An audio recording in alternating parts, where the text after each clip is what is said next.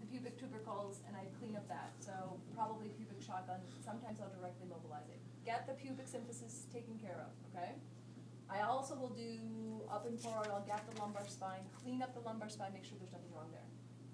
Then I'll treat an innominate, and if they don't respond to treating an innominate, then I'll be like, all right, then I'll try and figure out if you have a sacral dysfunction.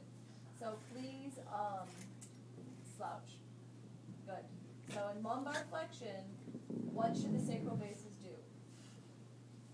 Extend. Counterlean towards you. Extend. They go posteriorly, right? So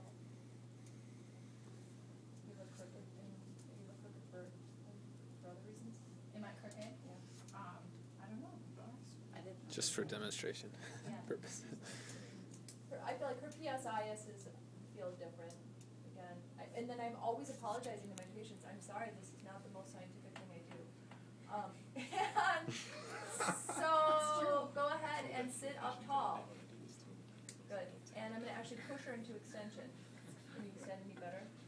There you go. And stick your belly forward. Stick you I want an extender. Yep, I want her to go into lumbar extension. Am I going to take a guess? She doesn't look, actually I feel like her nominants looked crooked, but I'm not seeing anything glaring on her sacral bases. So then I'm going to drop down to her ILAs and say, so during lumbar extension, what are the ILAs supposed to do? No. Anterior. In ILA? lumbar extension, the ILAs come posterior. Oh, yeah. The bases go anterior, okay? So if you can really clip on the bottom of the ILAs, there they are. And I'm not seeing anything glaring, and so I'm going to ask you to slouch, go into lumbar flexion. Again, I don't see anything really glaring. Feel like I'm on body? Yeah. Good. It's not that. So and when you move, when you look at someone's ILAs, allow your wrists to move with the ILAs. You can block, if you do it like this, anyway, but just make sure your thumbs can move with the ILAs. Play around with your wrist positioning. Do you have, know that you're sitting kind of neutral?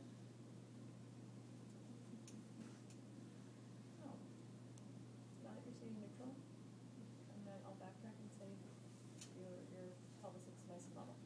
So let's just pick something that I found. So in lumbar flexion, so go ahead and flex. Good. I found Whoa. the left base is posterior. And maybe the left base is posterior? The left base is posterior. So then so what is the direction of rotation? It's rotated left, correct. Was that her body suit? No, I was trying to think about it. Oh, okay. And then, and since I found it in flexion, it means that the right base is stuck forward. If it is an FRS-ERS, right? The right base should have come back in flexion, and it didn't.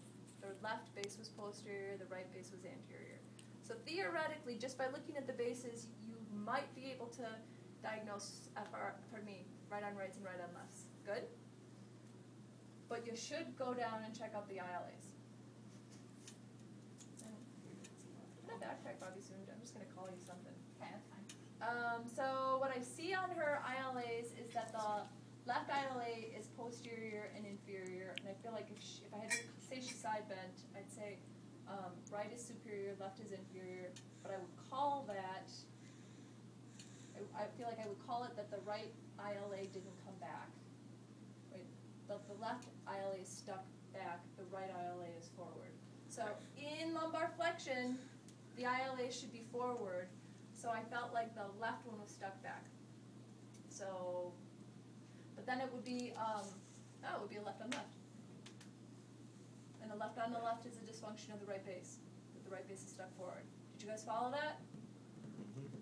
Good? Clear as mud. Okay, so let's correct left on left.